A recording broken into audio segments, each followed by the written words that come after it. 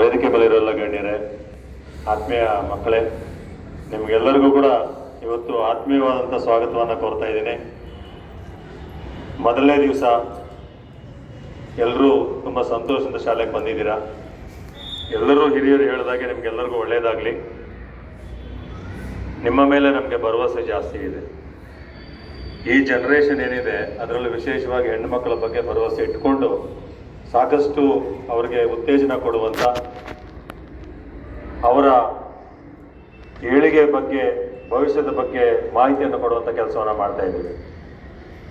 ಜೊತೆಯಲ್ಲಿ ನಿಮ್ಮ ವಿದ್ಯಾಭ್ಯಾಸಕ್ಕೆ ಅನುಕೂಲವಾಗುವ ರೀತಿಯಲ್ಲಿ, ಯಾಕಂದರೆ ಗೊತ್ತಿದೆ ಸರ್ಕಾರಿ ಶಾಲೆಗಳು ಸೇರ್ತಕ್ಕಂಥವರೆಲ್ಲರೂ ಕೂಡ ಕೂಲಿ ಕಾರ್ಮಿಕ ಮಕ್ಕಳು, ಬಡ ಮಕ್ಕಳು, ಅವರ ತಂದೆ ತಾಯಿ ಹಿನ್ನೆಲೆಗಳೆಲ್ಲ ಕೂಡ ನಮಗೆ ಗೊತ್ತಿದೆ.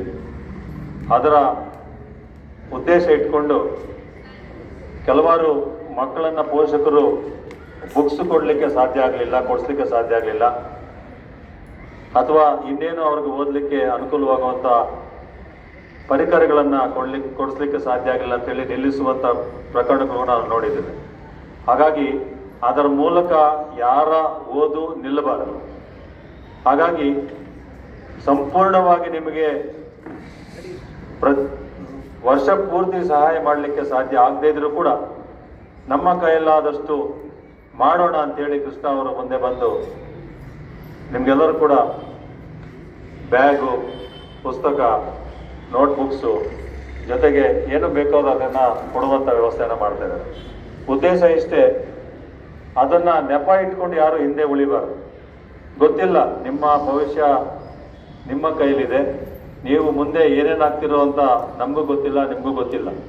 ಅದು ನಿಮ್ಮ ಒಂದು ಶ್ರಮದ ಮೇಲೆ ಆಧಾರ ಪಟ್ಟಿರುತ್ತೆ. ಇದು ಟರ್ನಿಂಗ್ ಪಾಯಿಂಟ್. SSLC ಮತ್ತು PUC ಎರಡು ಟರ್ನಿಂಗ್ ಪಾಯಿಂಟ್ಸನ್ನು ನೀವು ಪಡ್ಕೊಂಡ್ಬಿಟ್ರೆ ಆಮೇಲೆ ನಿಮ್ಮಷ್ಟು ನೀವೇ ನಿಮ್ಮ ಭವಿಷ್ಯವನ್ನು ನಿರ್ಮಾಣ ಮಾಡ್ಕೊಳ್ತೀರ. ಹಾಗಾಗಿ ಎಷ್ಟೇ ನಿಮ್ಮನ್ನು ವಿಚಲಿತ ಮಾಡುವಂಥ ಸನ್ನಿವೇಶಗಳು ಬಂದರೂ ಕೂಡ, ನಿಮ್ಮನ್ನು ಡೈವರ್ಟ್ ಮಾಡುವಂಥ ಎಷ್ಟೇ ಸಂದರ್ಭಗಳು ಬಂದರೂ ಕೂಡ ನಿಮ್ಮ ಕಾನ್ಸಂಟ್ರೇಷನ್ನು ಶಾಲೆ ಆಯಿತು, ಪಾಠ ಆಯಿತು, ಓದಾಯಿತು, ಎಕ್ಸಾಮ್ ಆಯಿತು, ಇಷ್ಟಕ್ಕೆ ಸೀಮಿತ ಆಗಿರಬೇಕು. ಇದಕ್ಕಿಂತ ಮೀರಿ ಏನಾದರೂ ನೀವು ಡೈವರ್ಟ್ ಆಯಿತು ಅಂತಂದರೆ ಇಡೀ ನಿಮ್ಮ ಭವಿಷ್ಯವನ್ನು ಹಾಳು ಮಾಡ್ಕೊಳ್ತೀರ. ಹಾಗಾಗಿ ನಿಮಗೆ ಹೇಳಲಿಕ್ಕೆ ಬಯಸ್ತೇನೆ, ಮತ್ತೊಮ್ಮೆ ಬಂದು ನಿಮ್ಮ ಬಗ್ಗೆ ಕೆಲವೊಂದು ವಿಚಾರಗಳನ್ನು ಹೇಳೋದಿದೆ. ಜೊತೆಗೆ ನಾನು HM ಅವ್ರು ಹೇಳಿದಾಗೆ ನಮಗೆ ಈ ಮಣ್ಣಂದರೆ ಭಾಳ ಇಷ್ಟ, ಈ ಕಾಂಪೌಂಡ್ ಅಂದರೆ ಭಾಳ ಇಷ್ಟ. ಈ ಕಾಂಪೌಂಡ್ ಮತ್ತು ಪಕ್ಕದ ಕಾಂಪೌಂಡ್ 1ನೇ ಕ್ಲಾಸಿಂದ ಹಿಡಿದು 7ನೇ ಕ್ಲಾಸ್ವರೆಗೂ ಇಲ್ಲಿ, 8ರಿಂದ 10ನೇ ತರಗತಿ ಪಕ್ಕದ ಬಿಲ್ಡಿಂಗಲ್ಲಿ ಓದಂಥವ್ರು. ಕೃಷ್ಣ ಮತ್ತು ನಾನಿಬ್ಬರು ಕೂಡ ಮೇಷ್ಟ್ರ ಮಕ್ಕಳು. ಅವ್ರ ತಂದೆ ಕೂಡ ಟೀಚರು, ನಮ್ಮ ತಂದೆ ಕೂಡ ಟೀಚರು. ಶಿಕ್ಷಣದ ಬಗ್ಗೆ ಜಾಸ್ತಿ ಒಲವನ್ನು ಇಟ್ಕೊಂಡಿರ್ತಕ್ಕಂಥವ್ರು. ಎಲ್ಲೇ ಯಾವ ಮಗು ಕೂಡ ಶಿಕ್ಷಣದಿಂದ ವಂಚಿತರಾಗ್ತಾ ಇದ್ದಾರೆ ಅಂದರೆ ನಮಗೆಲ್ಲೋ ಒಂದು ಕಡೆ ಅವತ್ತು ನಿದ್ದೆ ಬರೋದಿಲ್ಲ. ಏನಾದರೂ ಮಾಡಿ ಅವ್ರಿಗೆ ಸಹಾಯ ಮಾಡಬೇಕು ಅಂತಕ್ಕಂಥದ್ದು. ಲಾಸ್ಟ್ ಟೈಮು ಕೂಡ ನಾವು ಕೃಷ್ಣ ಮತ್ತು ನಾವೆಲ್ಲ ಕೂಡ ಬೇಸರ ಮಾಡ್ಕೊಂಡಿದ್ದೀವಿ. ಯಾಕೆ ರಿಸಲ್ಟ್ ಕಡಿಮೆ ಬರ್ತಾ ಇದೆ, ಎಲ್ಲಿ ಸಮಸ್ಯೆ ಆಗ್ತಾ ಇದೆ ಅಂತೇಳಿ ಕೃಷ್ಣ ಅವ್ರು ಟಾರ್ಗೆಟ್ ಕೊಟ್ಬಿಟ್ಟಿದ್ರು.